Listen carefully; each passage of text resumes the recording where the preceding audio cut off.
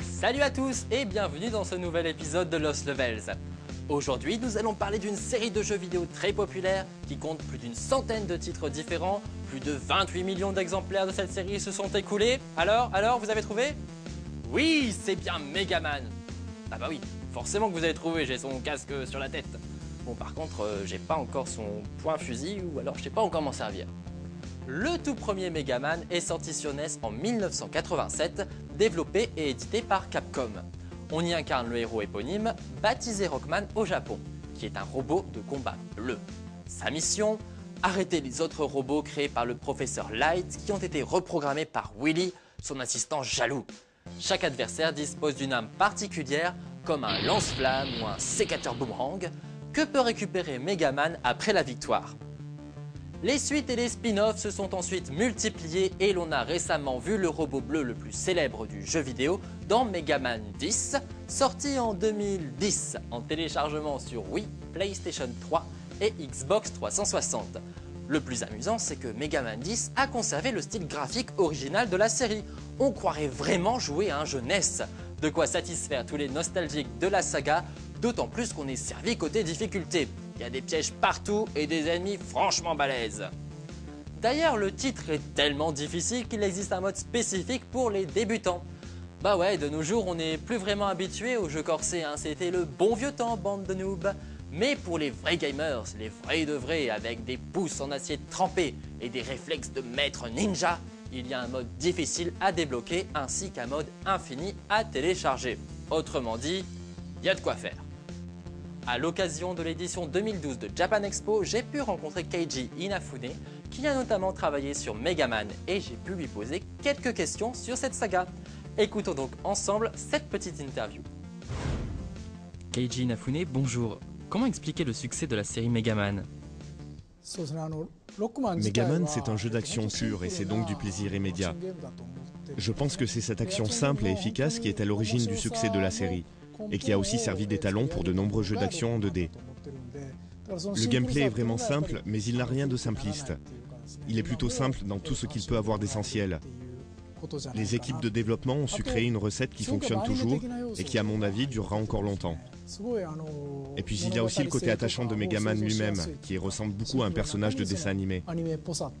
Il est toujours aussi adorable malgré les années qui passent. Quel est l'épisode qui vous a le plus marqué pendant son développement? Alors de tous les épisodes de la série Megaman, je dirais que celui qui m'a laissé la plus forte impression, et de loin, c'est Megaman 2. Je sais que de nombreux joueurs considèrent cet épisode comme étant leur préféré, et c'est aussi le cas pour moi. C'est d'autant plus vrai que j'ai participé à sa création. J'y ai passé beaucoup de temps et j'ai beaucoup réfléchi lors de son développement. Donc il m'a vraiment marqué. C'est naturel pour moi d'être aussi attaché à Megaman 2.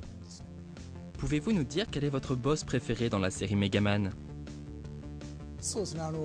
Il y a de nombreux boss que j'apprécie, notamment parce que j'ai participé à leur création. J'ai pris beaucoup de plaisir à en imaginer certains, mais celui que je préfère, c'est Elekman. C'est le premier que j'ai dû créer, cela m'a pris du temps et pas mal d'efforts. C'était assez difficile parce qu'il y avait beaucoup de choix de design à faire. Mais comme c'est celui qui m'a laissé le plus de souvenirs, c'est mon petit coup de cœur. Voilà, vous en savez désormais un peu plus sur la saga Megaman. Sachez d'ailleurs que la série est également passée par la case manga et par la case animé. Vous n'avez donc pas fini d'entendre parler de Megaman. Allez, c'est fini pour cette fois, n'hésitez pas à rejoindre Manga et Lost Levels sur les réseaux sociaux. Moi, je vous dis à la prochaine et d'ici là, évitez le game over.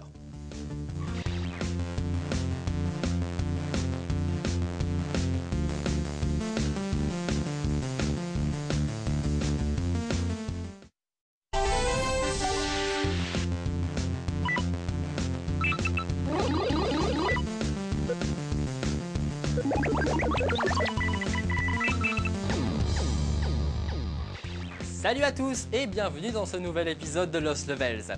Aujourd'hui, nous allons parler d'une série de jeux vidéo très populaire qui compte plus d'une centaine de titres différents. Plus de 28 millions d'exemplaires de cette série se sont écoulés. Alors, vous avez trouvé? Oui, c'est bien Megaman. Ah bah oui, forcément que vous avez trouvé, j'ai son casque sur la tête. Bon, par contre, j'ai pas encore son point fusil ou alors je sais pas encore m'en servir.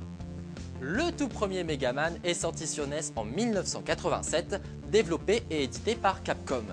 On y incarne le héros éponyme, baptisé Rockman au Japon, qui est un robot de combat bleu.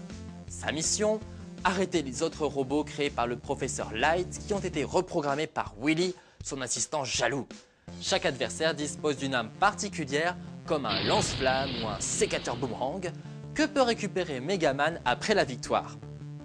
Les suites et les spin-offs se sont ensuite multipliés et l'on a récemment vu le robot bleu le plus célèbre du jeu vidéo dans Megaman 10, sorti en 2010 en téléchargement sur Wii, PlayStation 3 et Xbox 360.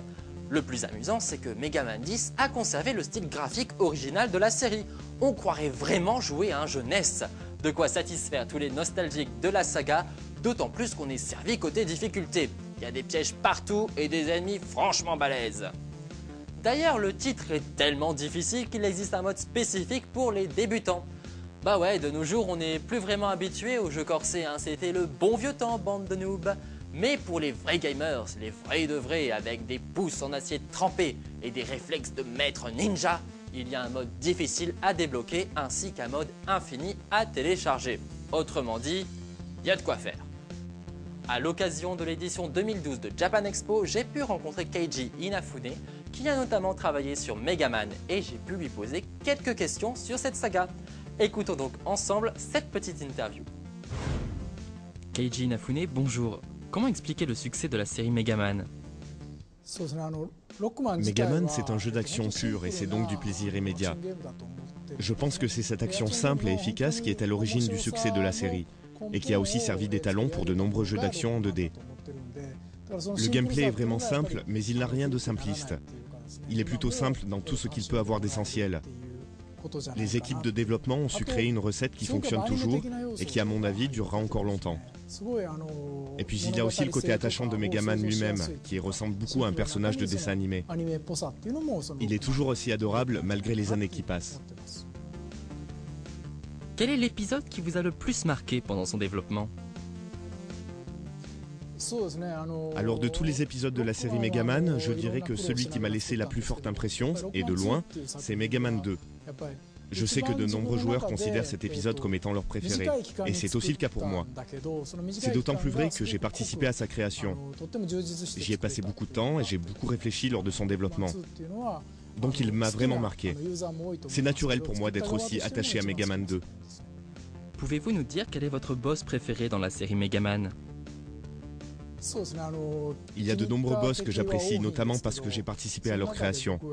J'ai pris beaucoup de plaisir à en imaginer certains, mais celui que je préfère, c'est Elekman. C'est le premier que j'ai dû créer, cela m'a pris du temps et pas mal d'efforts.